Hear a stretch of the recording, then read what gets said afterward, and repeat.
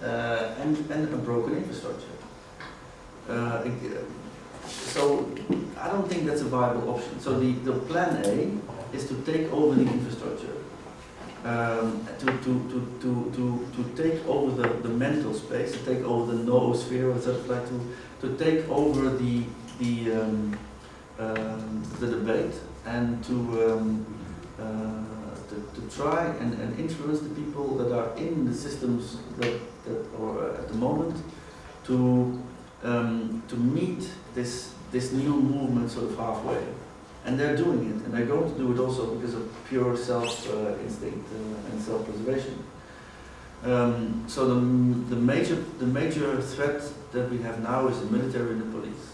That's sort of the major threat, because the military, especially in the States, they get half their money. If there's no more state, they are simply militia, so they need the state sort of to do all these things. The same here. The police also, they've been buying heavier weapons for the past 20 years, and we can also see basically throughout the world that they are sort of becoming a bit more sort of autonomous and sort of like on their own. So the two trajectories are both, I would say, starting from a very bad situation. So there's no more good situation. The good situation is this: a fully smart grid. Sensors everywhere, no more privacy in the old sense, total transparency, living in the light, radical democracy, I would call it also, but extremely radical. But our choice is, this is either going to be for a few rich people in smart cities that are being built at the moment, or it's going to be for us, for all of us. So the question maybe is sort of, it's either going to be one big spaceship, which may be horrible, or it's going to be a few isolated spaceships in a Mad Max world. Now we will be in Mad Max. Maybe we will be in the smart cities, I don't know. But so actually, it's really bad. I'd say it's just because basically this is not a world I thought I was going to live in, and it's also not a world in which I basically want to live. Because this is very clean. It's like a lab environment. And we feel this is happening already everywhere, right? I'm not sure it's a lot of environment you speak about the ecology and ecosystem is a very diverse combination of lots of things interacting in unpredictable ways. Nobody can control that. It's not clean, it's self-organized. It's kind of more like nature than like a lab. In a way, yes, but I would not underestimate the capacity of the combination of fear and control and standards and protocol. But who's going to control it? I mean, the government can't control it. It's too complex. It's old calculation problem that they had already in the Soviet Union. No central office can make a computer program that will control all these things exactly. It's not possible. But no, but that's why it is this ecology of protocols and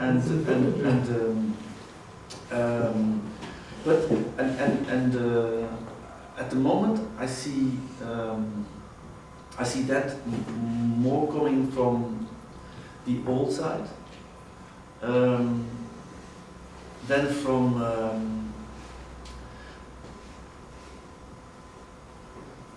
so this Stinchcomb example also explains success a little bit. Success has always been defined and has always been linked to quantity. So if you do something with 5 people, it's just 5 people in a room. No, it's important that you do something with 50 people or 50,000 or 100,000.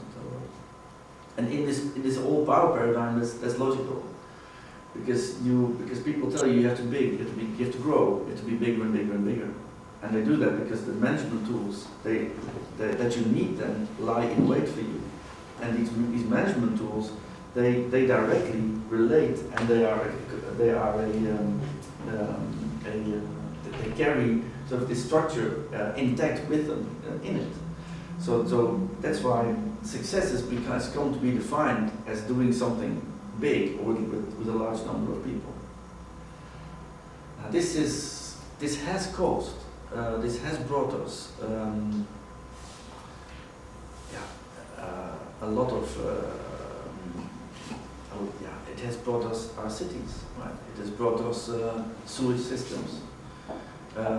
It has brought us the buildings and the way that they sort of work together. It has brought us electricity. And it's very difficult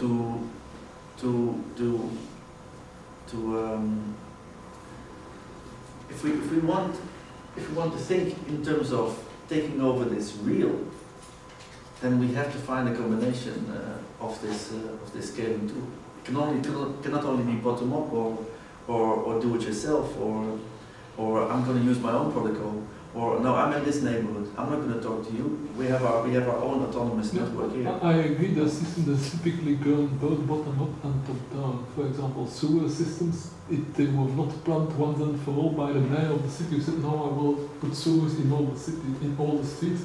No, they started in some cities and then maybe they connected some other cities and then the other cities. So, well, if they have it, we also want it. And so it's partly bottom up, it's partly top down. It's always like that with complex systems analysis.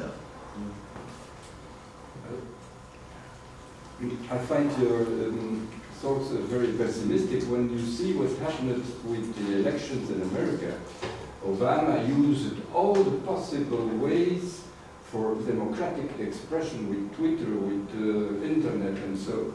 And when you compare that with the elections in China today, you see that there were millions to try to decide who is the president, and here there are 10 or 20 people who try to contain. And that's of course the permanent battle for freedom.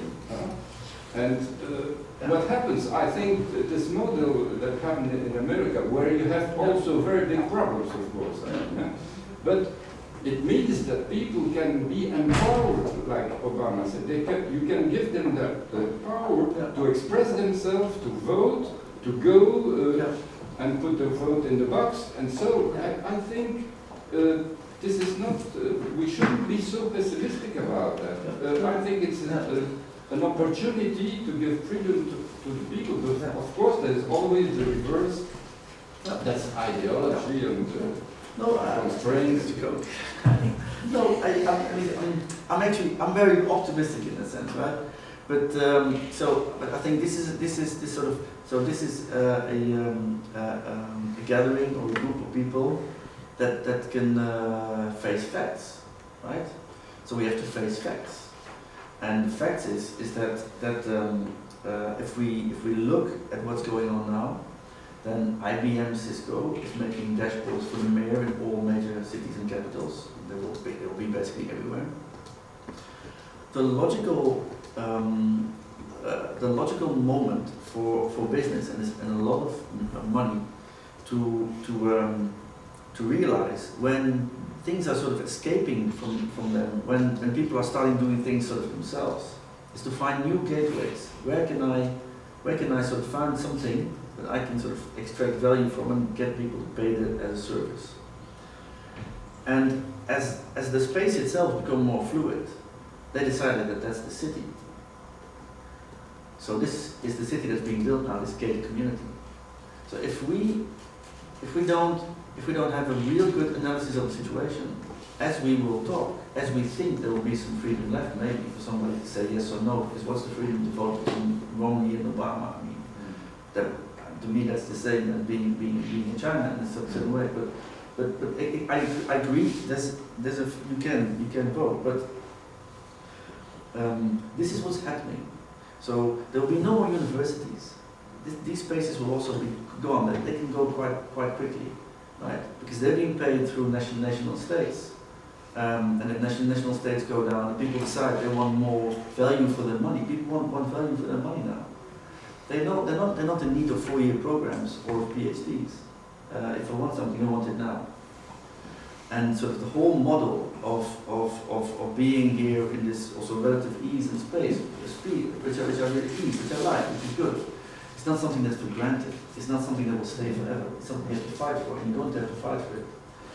All I'm saying is that what's logical, if we look at the past sort of history of who's been winning and where the money is going, then it has been invested very not happily into an inclusive society, not happily into poor people, not happily into pensions, or not happily into a pension system that was all done because there was still some idea that if we gave people some sense of money, they would buy our stuff. In the 19th century, in the factories, you have to buy in their shop. Now you still buy in their shop, right? It's just that with this new paradigm, there's more money in making a city and taking all the money from the people in the city. We're also making scenarios for condoms we put 80 cars in the garage. You don't own a car anymore. You lease it. There's 8 cars in the garage. On Monday you take this car. On Thursday you take that car. And then you take this car and that car. You lease storage of food. Your fridge knows what goes in and goes out. Bosch will give you the fridge. And Metro or the supermarket will stock it for you. And this we can do because we can say yes, you're in and you're out. So logically, what's happening now, what's already happening now, is that within the next 10, 15, 20 years, we'll see more of these gated communities, and we'll see people going away from this inclusiveness and going to and from the middle. And if we don't have an alternative, if we don't say, look, we cannot stop your idea of smartness. And this is where you may think I'm sort of pessimistic or something, right? Because I would still have this romantic notion that we would not live in a world where everything is log tracked and traceable, right? But this is not going to be the case. We will live in a world where everything is log tracked and traceable. It's basically already the case. But this will be more and more and more. And there's no objective reason that this is not going to be the case. Just Google the space now at this moment. Everybody's in it. And this is the new sort of, it's not the new bubble. It's real. It's hardcore investments of not only the Web 2.0 or the Googles, it's the subs of this world, the Siemenses, and it's the Philips. I understand that, but I don't see why from that we come to the conclusion that there will only be gated communities and everybody else will stay outside. Is it still the capitalistic logic that the more people are able to consume, the more money you will make? No. Why exclude people? No, because that was because this was a very particular phase of capitalism when ownership of things was interesting and necessary, and you tried to make things because people could then own things. This is an Internet of Things world. In an Internet of Things world, everything is fully logged, tracked and traceable, which means there's total transparency and there's a full traceability. This is completely beyond us. All the business models. Yeah, but what is the advantage of having people excluded from that system? I don't see that. Well, I would say that I don't see that too. But the way the world is at the moment is that I would say a lot of people are excluded from a lot of things. I don't see the advantage either, but that's how it is. I think. And I would No, say in technology we generally see that the new technologies are first adopted by the richest because, of course, in the beginning they're very expensive, nobody can afford them. But then, as they get mass produced, they become cheaper and cheaper, and they're being sold for lower and lower prices, and then the poor start to buy them, and in the end everybody has them. I'm not talking about the technologies. I'm talking about the shift. So I'm talking about this what is driving sort of all these technologies that you see as gadgets or that you see as things. This is what is driving it, and once it is working, there is a full traceability. What that means is every business model and in this world has their product or service at one particular moment out of reach. This is how we define security, this is how we define liability, accountability, and this is why basically all these trouble with all these models begin. If this world is operating, or if this world is sort of is in place, and it can be in place in a fully controlled environment like a smart city, then everything's fully traceable. There's no need to own anything. So you will lease things. Yeah, So but leasing but still for assumes that something is changing hands, that some property is changing hands because you're still paying the one from whom you lease, and the one from whom you lease has to replace your fridge when it breaks down, so there is still transactions. All I'm saying is that in that particular way, there's less interest in capital to make it more inclusive, to make it bigger. I don't see, I mean, the more people lease from you, the more money. Yeah, but the limit is the scarcity of goods. It's not speaking about scarcity. No, but there is a limit. There may be a limit to scarcity, but that's not what he's speaking. I don't see the logic. I don't see the logic why leasing should make capitalists less interested in leasing to poor people. I don't see. They still need to make money, and the more people buy things, the better for them. Or buy or lease. Yes, Whether it's traceable or not, I don't see the logic. When I buy a car, I have to hold it for 3 or 5 years. When I lease it, I can, if I'm not satisfied, after 1 week, I can lease from somebody else. So there will be power returned to the people, even under the methodology of leasing instead of ownership, which I quite like. But I don't see why this will shift the paradigm of power into something which is more. Well, then you're I don't more know, hopeful than me. I really like that because that's the alternative. So I would say that the alternative is a lot of connectivity in few places, or a smart society for everybody. Yeah. And you're saying that you believe that this will be more easily achieved, and I'm very happy with that. But I think the problem is between what happens today. The previous model was social democracy where everybody had everything, but now with the scarcity of goods, capitalism is saying, okay, we're making our own cities for privileged people and the others are out. And that's the problem today, of course. It's a kind of contradiction of capitalism because there is not enough land, not enough energy, not enough rare materials, and that's the problem. It's exclusion then out of the system. Yeah, I think, The only exclusion that can be is an exclusion from knowledge, because other things eventually will become more plentiful. I think already there's lots of places that you can simply not go in. So if you don't live there, if you're not a part or a member of it, you just cannot access it. I also dislike gated communities, but it's not an intrinsic difference between having a building that's fine that you can't enter, or even having a city in the Middle Ages where if you are not belonging to the city you can't enter. That has always existed. I don't like that, but it's nothing new. I'm not saying it's something new, so that's not the case. I mean, I still don't see the logic why the traceability of things, which I agree with you is a trend that can't be stopped, would lead to this kind of social development where there's more exclusion. I don't see the connection between them. Oh, I cannot make it strong, so. Wouldn't it be also that in the world there is only like 30-35% of the people or the population connect, and for the rest, 65%, they are not online, so it's a completely different world. But they are getting online very quickly, much quicker than anybody expected. In Africa, everybody practically is getting a mobile phone, and these will soon be smartphones. They are using them to make payments in places where there are no banks. Yes, but there are very specific projects, and it's not, or in some places in India, they have the very specific projects also, taking the connectivity by motorcycles or things like that, but it's not forever. They have to wait certain time still. It's not like here. No, of course, but I mean, we cannot expect that people who earn 100 or 1,000 of what we earn here would suddenly get at the same level as we are. What I notice is that given the relative level of poverty, they are catching up extremely quickly.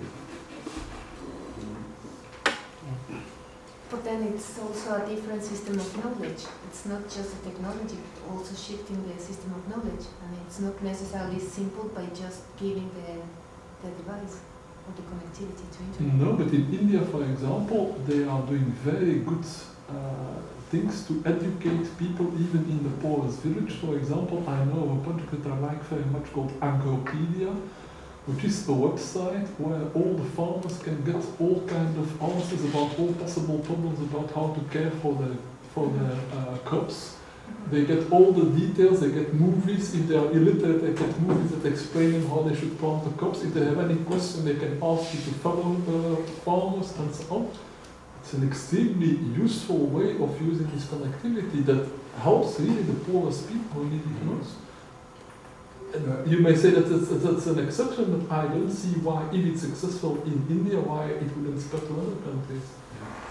Isn't the real problem that when you question capitalistic system, then is not agreeing? One good example is what happened with Occupy Wall Street. They were occupying Wall Street, and the guys in the buildings put a handboard saying, "We are the 1%, we are the rich." And they answer to say, "Oh, okay, you see, we are the rich, okay." And that's the opposition. It's a kind of battle to get goods and to get wealth and to get welfare. And of course, this system can't go on this way as not being redistributing wealth. That's the problem. And then, of course, they can use it just like the CIA or the KBG used those systems to follow the guys and to get them imprisoned or jailed or fired. Yeah, that's the big danger. But That's sort of this system in this world is a matrix. Sort of this system with these actors, these stakeholders, these national states will definitely lead to it's just yeah, that's a given. So we can only aspire it or want it if we can build it with different principles from the beginning. So if we can build it bottom up, but by using sort of some very good or necessary top-down, and this is where it becomes grey. This is where it doesn't become fun anymore, right? Because it's easy to go and to set up your own lab or your own place with 5 friends and then think you're just happy with everybody. That's we can do that easily, and we can still move away a little bit and find some land and put up a fab lab and start doing some things for a local community. We can do that, but can we do it for the can we? You see, and this is where we have to calm down and start looking at what we have to do, how we're going to achieve this.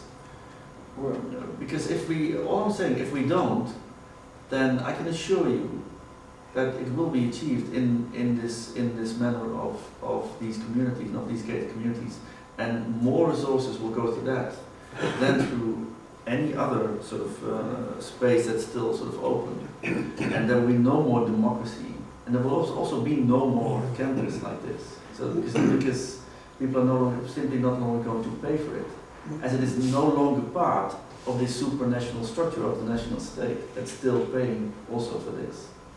So you cannot have your cake and eat it. So you cannot keep, you cannot keep staying sort of and talking about and thinking about these issues in buildings like this, and then assume that they will be there and that is what's going to cause change. It's not going to cause change. I think that all the governments in the world are convinced that innovation, science, education are the things that will make them stronger competitively. So I don't think that any of them is planning to stop universities. No, but I'm saying that there may be a moment that people will stop national states, and that will then also stop sort of universities. I mean, this is really... That's really a Mad Max world. This I would say is really this. And this is something that is really What's wrong with that? urgent. You seem to imply that it's something wrong with that no national states, no universities. What's wrong with that? If I can get Universities are good national states, we can do it. no, if I can get all the knowledge from the internet for free, why do I need that university? But I would agree with that 100%. All I'm sort of, so I'm saying is that a lot of the knowledge, I think a lot of the expertise that's in this group and that was gathered, and a lot of the thinking about the global brain sort of may actually come true and is actuating itself at this moment, at this very moment. So there is an urgency, and I would say the urgency is that if you want this global brain to really be a global brain, and not just a brain with lots of hotspots and lots of gold spots, sort of like for people, then these things that are going on now, they need to be looked at, and they need to be Integrated. somehow, because I would assume that this thinking has also been inspired by a care for the planet, by a care for knowledge, by a care for the need and the love of learning. Because I would say everybody is here and is here of his own sort of free will. And it's fantastic, sort of that you do that we do that. I also come from Ghent, it takes me whatever, but sort of I like to do it, I love to do it. We're all teachers, I guess, in that sense. And then we need to, I think you need to look at this Internet of Things and try to break in there with some ideas. But isn't the real problem to get out of la pensée unique, the unique thought, Tina, there is no alternative? And that's what the democratic blocs everywhere in the world are thinking on today. There are alternatives, but we have to build them up, and it's very complicated because the system is very strong, of course. But surely Tina is a lie, and that's the problem.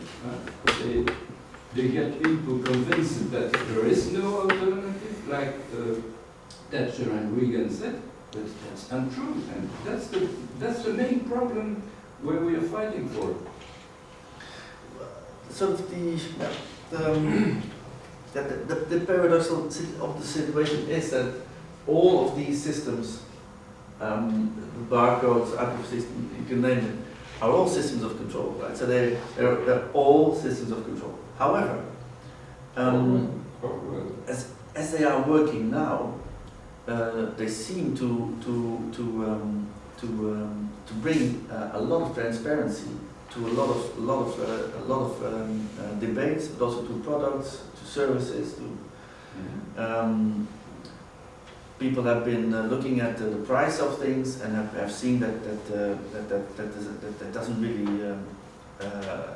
really fit.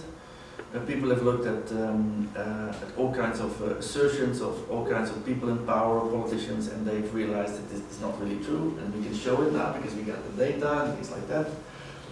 And the fact watchers. Well, okay, so then what, right? So finally, here we are, and we have a tiny moment, a tiny frame, in which this type of intelligence, this fast, sort of moving and sort of intuitive, that's always been boxed in and caged, can now actually go free and do what they want. So what are we going to do?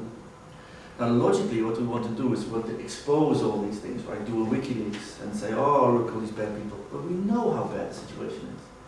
Do we really need to expose more scandals? Like, there's a scandal on Thursday, who cares? A scandal on Wednesday, who cares? So now we need to build. So what do we need to do? How do we need to build? So we need to build an Internet of Things from the streets. We need an Internet of Things, an Internet of neighborhoods, and I would say this is a moment where you can sort of line up all these nice things and the thoughts that came from the hippies and the anti-globalists, and then put a transition down movement plus the sensors. So we take all the thinking from that was there, but we take away the technophobia of a lot of us, me myself included, for these systems.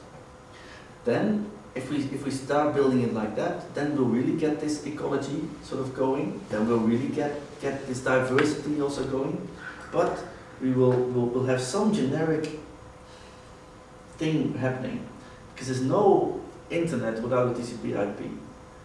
There's a beautiful ecology of hundreds of browsers, but they all work with the same protocol.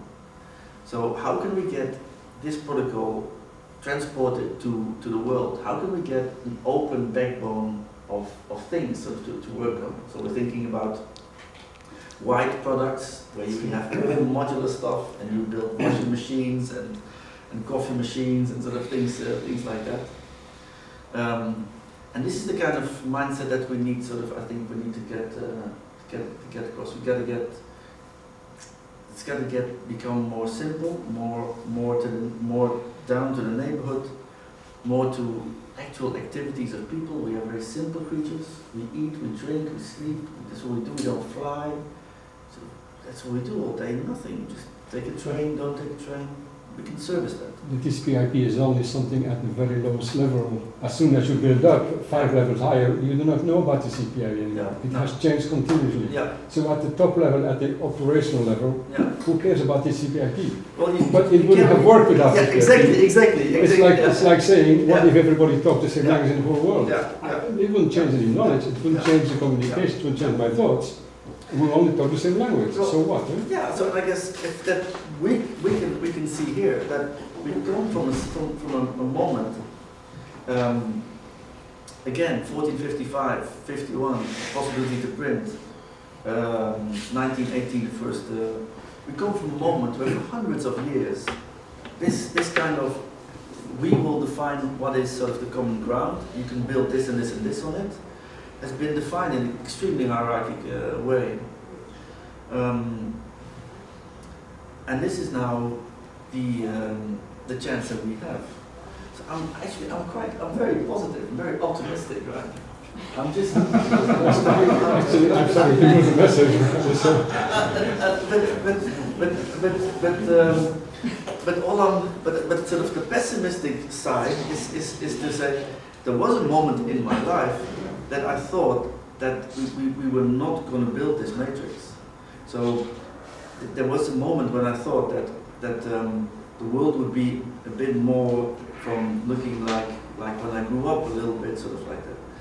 And but it's not the case. So the world will be full of individuated objects that can be accessed from the outside in a digital way. For me, if I put an RFID tag on this shirt, because this is your example, and I put this my phone to it, and a movie starts playing, okay, I know it's a tag. The tag is triggering some URL. The URL is a website, and on the website is a movie, and I see the movie. The children growing up, they will put their toys and their smartphones, because they have them when they're 3 or something, to objects. A movie will start playing. It's only one generation down.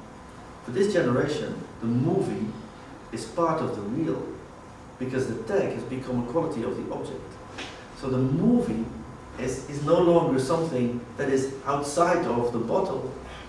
The movie is part of the bottle. It's the bottle. No. Your tag is only a trigger of something else. And it's something else is purely imaginary. Okay. So I make out of it what I want. Yeah. Right? The tag doesn't say it, that's a sign. Yeah. It doesn't say what it does. Yeah. That tag will trigger something, and it's the line who controls the trigger that will say what it is. But the fact remains that this tag is no longer something that is on a t-shirt. The tag has become a quality of a t-shirt. And this is simply the next generation. No, that's not, no, the tag is not called a t-shirt, the tag is quality of the man who reads the tag. Yeah, we know that, you know that. But we should tell everybody that is the case. But I think a lot of people A lot of people will not know that. We have to tell them. We have to tell them. Yes, well, you see, this is That shirt has no intelligence whatsoever. Okay, and this is now okay. So how are we going to have to tell them? So if you talk about the United States and China, China is investing billions and billions and billions in Internet of Things, and actually, I'm not so sort of in this grey area. This is how you would like to build it. Because you've got control of the hardware, of the software, of the legal context, of applications, basically everything. It's not that simple because China is a mess, but still. If I can just make another comparison, right? I do not need a tag for you to put a camera on me and to make anything out you want out of me, right? Yeah. So he puts a camera on me, he sees something, and he makes up a story. Yeah. He doesn't need the tag, he doesn't need the barcode for that. Anything is assigned to make something. Yeah. So what's the difference? You see, It has always been like that. Exactly. This is how. This is sort of. That was my anger, sort of this whole space when I first heard people talking about this space. I thought they were completely crazy because I don't need. If I see a tree, I mean, I don't need a mediation between me and Maybe the you see both in the tree, yeah, but I don't. Exactly. But the fact remains that this has always been part of our imagination, right? And that the fact remains that you have a device and your children have a device and they all have a device, and this device will mediate a lot of things between them and this device will start doing things because people have mediated certain, not all possibilities, but certain possibilities in a database that will then be shown. I want to be in that database. If in that database is a new form of normality, then it is very possible to go into this matrix type of making people think what you would like to think because they grow up in a certain way. They cannot look outside of that. Are you saying that if you are in the database and you find a new form of normality, we will be the same? That's totally against the independency of the mind. But exactly. So that's a deep source of pessimism, I would say, in this entire space, because it is. However we want to see it or not see it, I see it, but it's logical maybe. I see it as a loss. There's a loss of granularity. There's a loss of it's going to be a lab environment. I don't believe so, because you actually add complexity to the world. It is very complex, you add even more complexity, which means that people will have to make choices, and there will be many more choices than before. So some people will only be interested in, I don't know what in certain texts, others will be more interested in nature, or in this or in that. The whole diversity will increase, it will not decrease. I hope so. That's why we need to develop this. They will learn. Of course, I'm not against it. I'm just saying, watch out. They will learn to use those new tools. Like when we invented language, you can say good things and you can say bad things. When we invented the knife, you can split your bread or you can kill somebody. Well, we have to learn to use those tools, and I think we have the democratic competence to do it. But there are dangers, and Orwell described them well, of course. But I think the problem is to have people educated, also to escape to a kind of virtual imaginary world that doesn't exist. And if you go over to a kind of purely imaginary world, you lose contact with reality, and then of course it's a big danger also. That is a danger, but I must say that I'm more optimistic now than I used to be, because I have explored Second Life, and Second Life was this kind of virtual world which at the moment was kind of very popular. It seemed as if it was going to take over the whole world. And now basically it's kind of a marginal, one of the many applications where some people kind of spend some time in. It's not taking over the world, because people discover that after a while you know what Second Life is, and there are other things to explore. They learn to cope with it. Yes, at the beginning of your talk you mentioned the new generation, and you also indicated that in a certain sense they are aliens or approaching alien situation. I think that as you continued, I read, maybe mistakenly, that you have a certain firm notion of what the human is. Though you mentioned so many disruptive changes like the printing press, the internet, just to name a few, there is an assumption of what the human is. Now, there is an idea, I wanted to ask you about Kevin Kelly's idea, the technium, which is an idea basically that technology is like a kind of an organism and it has a certain will of its own. And much of the things that we see, like the development of the Internet of Things, is not originated in human motivation per se, but is motivated by a motivation of the technium, which is kind of an alien new life form that we don't really know what it is, and we can become allies with it or fight it. Just, I wanted to ask you, what do you think about it? It's, maybe we have to change the notion of what the human is, and to do it preemptively, before this change is coming upon us. We can preempt it, just to start to think about a new kind of human. Maybe it's already there in the new generation, as you mentioned at the beginning. So there are many things that are, if we look at the future of the human as we know it, that looks pretty bleak. I must admit that I agree with that. But on the other hand, this is not the only option.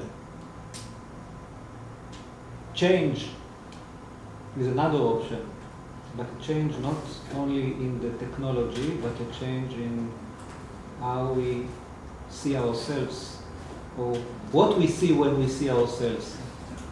No, I totally, fully agree, and if we are able to do that, to sort of preemptively, because this is I would, okay, again, it's a new ontology, right? So, if we can somehow prepare ourselves for that, or preemptively see ourselves in different relationship with the world, with things, with people, with the planet, with animals, with then, and this is happening. So that's why I'm really positive in that sense. Is that this is happening throughout the world, right? So just every day it's good news everywhere.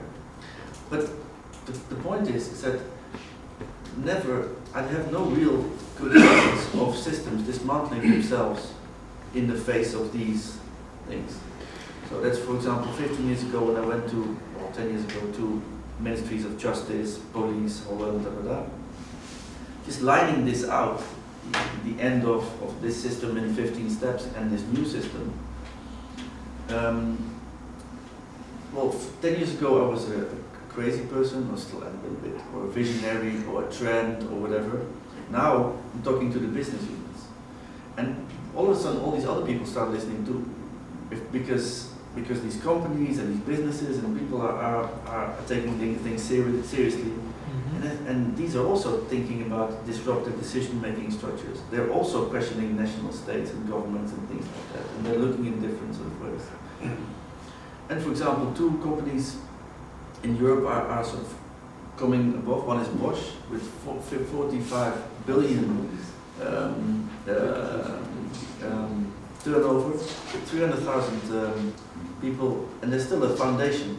So they are a foundation, a little bit family-owned, and they are value-based, and they have a social mission, and all the money that they make goes back into the company and refining things and doing things. Another one is Grundfos, and Grundfos is a company in Denmark that also is a foundation. They're the largest manufacturer of pumps in the world. They have 10% of the market. But they don't do oil. They don't do oil pumps. So there's a definite decision made somehow. And we find it interesting that these two companies have now set up Internet of Things business units, And I'm really realizing that there's some new alliances in this space. If it's a new ontology, it's also new alliances. So there's alliances between the hackers who are working now with the Beagle bone and with Raspberry Pi and with the UK 802 boards that are sort of that are becoming so cheap that they have full-blown computers in your hands that you can start building systems with. And people in these companies who see this new ontology as a new field and who realize that the old enemies is no longer me, citizen, against the company, industry, or governance. No, it's like people in these spaces that find themselves because they see that these changes sort of are there. And this is what I see happening, and that's what makes me very sort of happy. And this is what I think this preemptive notion is already beginning to work. It's beginning to work in certain people, in certain governments, certain companies, certain activists, because the activists also realize what's the point in doing another revolution, in a permanent revolution that we are in now. It doesn't make sense. What's the point in smashing some bakeries? What's the point in going to the streets? Why don't we stay at home and start building some mundane stuff that we need, like looking at a sewage system and looking at good washing machines, trying to streamline them in the street to sort of get energy down. Let's start there. So these things are happening, and that's why I'm sort of very happy. But I do think maybe very deep down that we must be very careful. There's no good. We've always been very happy and naive and optimistic about seeing so many good things. But have they ever become really sort of real? So when I look at Orwell in Catalonia, I mean that was also not such a good period, and that was maybe 30 days. Makhno in the Ukraine with this bottom-up Raden sort of. There's very few examples that we have of organizations where people could actually self-organize for a long period over time, also on mission-critical services. So it's also very difficult for us to say then this is going to work. Where has it ever worked, right? Self-organization can be slower than hierarchical organization to form, at least. But so far, talking to these, I mean, going there and explaining to people in companies and in institutions and governments, lining out sort of that this is 80% chance that this is going to happen or things like that. So why don't you join us? And then we will not start doing the logical things as trying to get you out of power or whatever.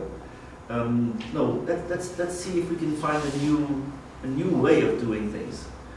Keep the infrastructure intact instead of breaking it up, like we see in so many places in the world now. But to sort of merge these old top-down ways of thinking with these newer sort of ways of thinking. And people like this is going to happen. So that's why I'm very positive. All I'm saying is it hasn't been done before. Sorry. And so we've always been at that moment in time that things happened.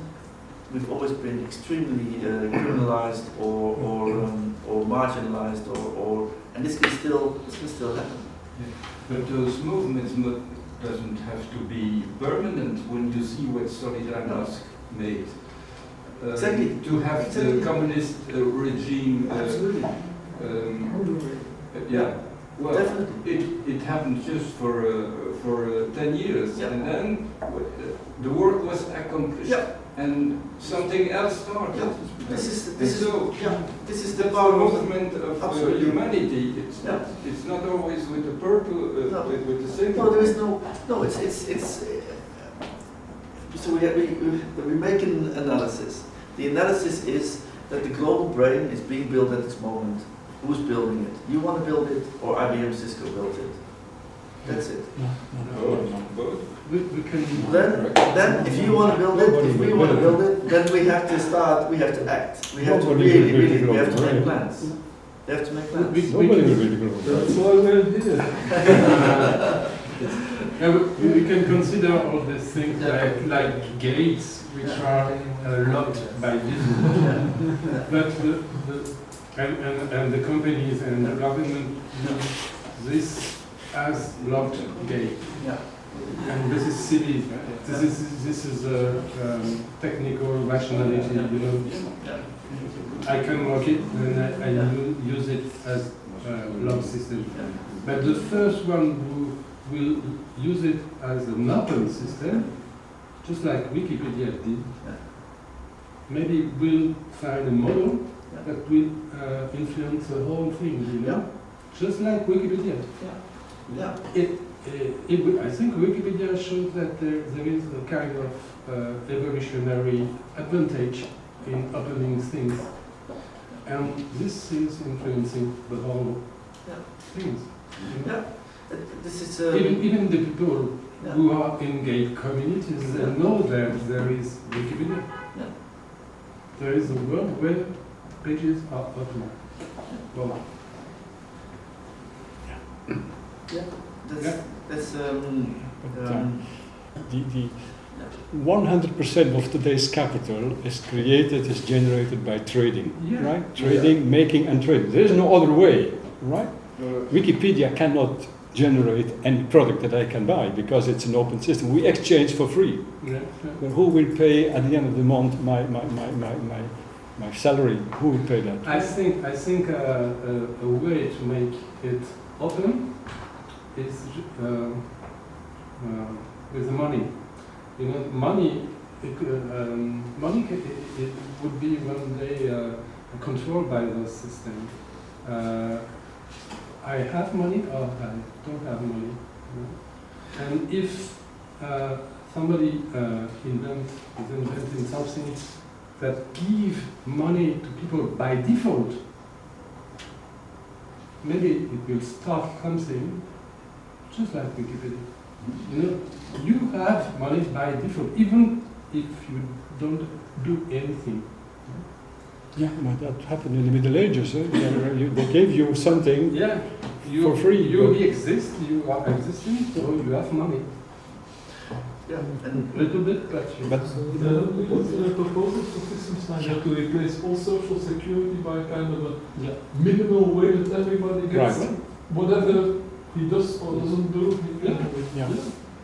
Just the right to exist. That's one of the big battles Alternative monetary system. L'allocation Take out the banks from the. I'm working on a project like this. It's called Open UDC. It's a kind of Bitcoin, but where people get money by default, and the whole monetary mass is growing according to the population and to the life expectancy of the people. But I wouldn't say it's by default. It's because humanity, with inventing robotics and when you see that on the level of the planet, 45% of the people are unemployed. And why? Because of the intelligence of humanity. We invented robots because 100 years ago there were 60 or 70% working in agriculture. Today, with the same productivity, it's 3%. Well, where are all those people going? We thought they would go to industry and then to services, but we cannot make them match. And so the reason is to say, why don't we share the productivity of those robots between everybody, with paying something to do what they want to do, to be productive and to invent their own life. That's the future. But of course it's a long battle, and before we can gain this conviction, it will last for years, of course. Oh no, definitely. I mean, that would be the end goal, right? Sort of that people would be free to do what they think they want to do. Because that's not so strange. We cannot do so many strange things, and we don't do them. And and then a lot of work that then can be done and will be done by robots, and robots that they take also a special place in Internet of Things. People are thinking about robots and Internet of Things, and robots will be places in the home where data will be gathered. All these things are sort of, and about money, there's also people saying in an Internet of Things, if things are fully traceable, again, a lot of the things in our minds, and a lot of the issues that we have, is because we don't know where things are at one particular moment in time. Yeah, to me that's a gadget. Huh? That's a gadget. I mean, that will not add any value as such to the industry. By no, it will, on the short term, it will give you all the information where all my bottles of Coca-Cola. Okay, now I know they are. You still have to drink them.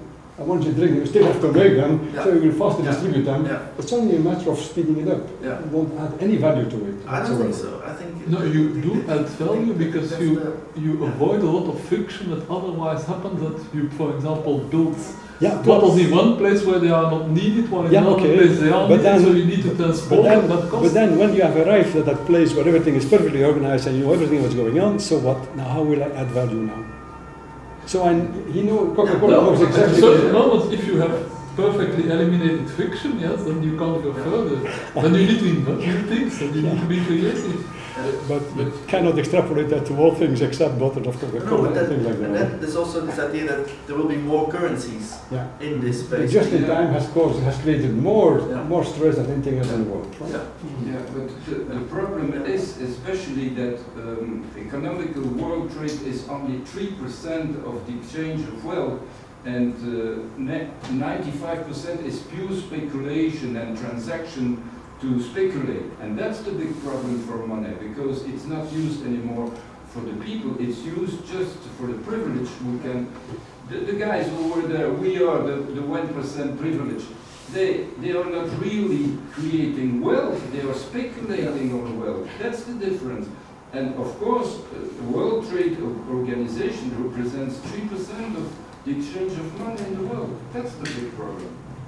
Well, I think that well, I think it's important that you I don't know, maybe as a group, because I don't know if you act as a group or as people, but try and start thinking and writing sort of about because there is very little Statistical materials. well, that is sort of, but there's very little thinking actually. There's very little sort of philosophy or exploring intelligence. Now it's become a very mundane business reality, and the notions of privacy. The commodity level. That's at the commodity level. Right? But we know that sort of what is seen as a commodity is also is constructed somehow. And whoever constructs this is, I mean, has some kind of conceptual power. I would assume that we want some conceptual power. I happen to be right in the middle of the argument between the OSI peoples, the BNAs, the DECnets, the SNAs, etc., against the TCP/IP. Yeah. Finally, TCP was selected de facto, not de jure, de facto, and all the rest, OSI. Thank you. No, we don't need it more. So there was no strategy behind there. No. There were just 5, 6, 7 companies, including the American Army, who had their own protocol. Yes, but this is different. Because indeed, no, it's the same thing. No, it's not the same thing. It's still TCP/IP. No, it's not the same thing. No, it's still distributed networking. Yes, I agree. But the process is not the same. What do you mean, a process? When TCP was selected, there was no notion about the internet or about www or about the web. No. So now there is. So this is, at this moment in time, standard companies, governments are talking about Internet of Things governments. People are making Internet of Things architectural reference models, but they don't have the luxury of not being in this fluid space anymore. This is really, there's a strong debate and there's strong arguments and there's positions and there's people that want to to have Internet of Things governance within some ICANN structure. The other ones wanted within E2. China and Russia, I think, are also strongly on Internet governance, and are also Internet of Things governance, because they. This is conceptually no different than when you had the 7-layered architecture where at the top level you had the applications. But only technical people. You have to integrate them. So the level you have to integrate them, it doesn't matter. It's a different space, because at that but moment the concept is the same. You each time change your level of abstraction, and you have to integrate. It's more and more difficult all the time. Yeah. Eventually, you come to a point where you say, now where do I integrate? Yeah. Because yeah. there is a global brain, yeah. right? Because now so yeah. what? Yeah. But in that time, your pyramid has grown so enormous that at the bottom, the opportunities are gigantic. Yeah. So why actually bother about it? Yeah. Well, somebody has to sort of this. I mean, this is at this moment in time. This is a business environment and a political environment. So it has become first business. It has become a political. Sort of China is trying to influence its way of looking at it. There's a company called GS1 that is trying to build an object name server, so not a domain name server, so like you have on the internet. They're trying to build an object name server for every object on the planet, so that every object would have some repository in their object name server database, that then you could, if you subscribe to it, you can get some data from that. And they are pushing and pushing. They are the old Aon and UCC, two standard organizations. They merged in 2005 specifically to build EPC Global, the new RFID sort of standard. And their dream is and still is, was and still is, to build this global database for all objects. They are the same people who build the standard for the barcode. So they already have thousands, millions of corporations across the world subscribing to that, and it's well possible that sort of scheme or standard will go. All I'm trying to say is the innovation is not in doing more of the same, and faster of the same, it's in using that tool to different applications, right? Yeah. And there is the creativity that comes, not in doing more of the same. Yeah, and what's the ideology of the system? That's very important. Yeah, so it's the what use. Is the meaning of the system? And then we have to be very careful, because I was talking with my